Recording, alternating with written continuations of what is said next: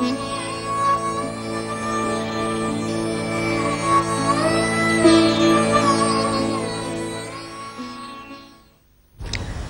জলের যে ধ্বনি, সেটা তার চলারই ধ্বনি। উড়ে যাওয়া মৌমাছির পাখায় যেমন গুঞ্জন, আমরা যেটাকে বকুনি বলি, সেটাও সেই মানসিক চলে যাওয়ারই শব্দ। চিঠি হচ্ছে লেখার অক্ষরে বকে যাওয়া। এই বকে যাওয়াই মনের জীবনের লীলা। যাওয়া যাত্রীর পত্রে লেখা এই যে লেখার অক্ষরে বকুনি, একেই আরেকভাবে পাই ছিন্ন পত্রাবলীর মধ্যে। আমরা মানুষকে দেখে যতটা লাভ করি, তার সঙ্গে কথাবার্তা কয়ে যতটা লাভ করি, আবার চিঠিপত্র পেয়ে আরেক দিক থেকে তাকে আর একরকম ভাবে পাই। সামান্য কথাবার্তা এবং আলোচনা চিঠির মধ্যে বাঁধা পড়ে একটা নতুন চেহারা বার করে। কথায় যে জিনিসটা এড়িয়ে যায় এবং প্রবন্ধে যে জিনিসটা কৃত্রিম হয়ে ধরা পড়ে, চিঠিতে সেটি অতি সহজে আপনাকে ধরা দেয়। আর তাই সে অনায়াসে বয়ে আনতে পারে শস্যক্ষেতের গন্ধ, আকাশের নীল, পথের ধুলো।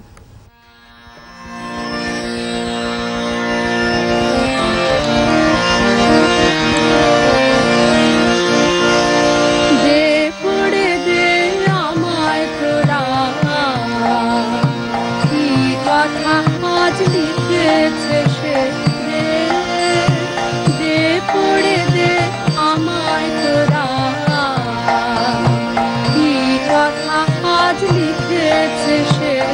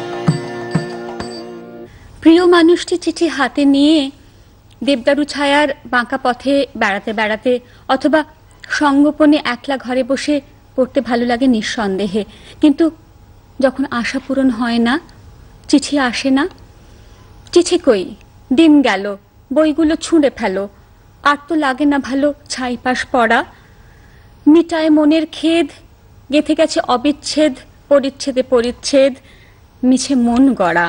চিঠি কই, হেথা এসে একা বসে দূর দেশে কি পড়িব দিন শেষে সন্ধ্যার আলোকে?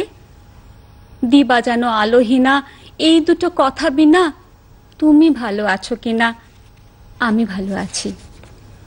কিন্তু এই হতাশাতেই তো কবির দিন শেষ হতে পারে না।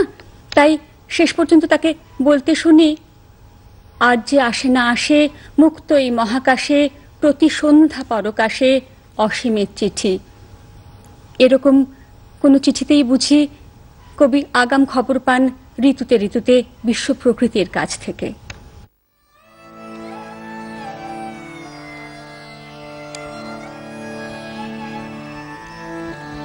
বকুল গন্ধে বকুল গন্ধে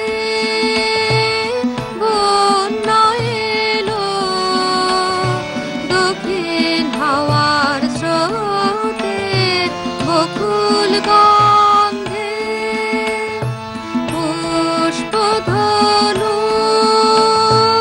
ভাষা তরি নন্দন তীর হতে বকুল গন্ধে বকুল গন্ধে বকুল গন্ধে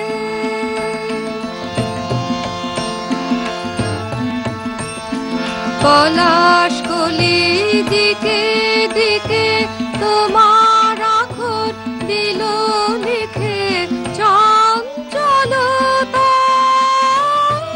জাগিয়ে দিল অরণ্যে পর্বতে পুষ্পধনু ভাষা তরি নন্দন তীর হতে বকুল গন্ধে বকুল গন্ধে বকুল গন্ধে।